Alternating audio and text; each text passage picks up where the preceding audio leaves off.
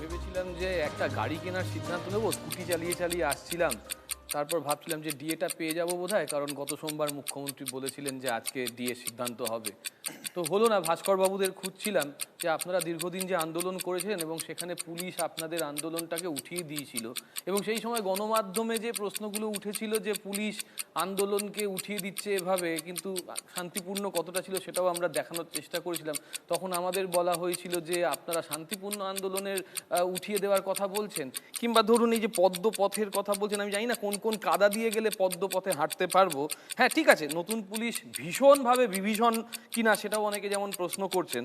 যাই হোক, তার মানে ছাত্র আন্দোলনের সময় যে পরোক্ষে বিজেপি আন্দোলন করেছিল, সেখানে যে জল কামান দেওয়া হয়েছিল এবং তারপরে যে বদনাম হয়েছিল পুলিশের, সেই বদনামটা তার মানে সেদিন ভুল ছিল।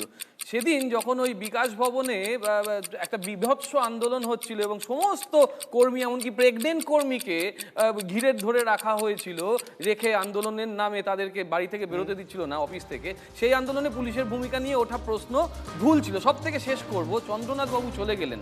আজকে এত শক্তিশালী আমাদের পুলিশ আজ অব্দি মাথা অব্দি পৌঁছাতে পারলেন না, কেঁচো খুঁড়তে কেউটে ধরতে পারলেন না। আশা করবো সেগুলোও ধরা পড়ে যাবে।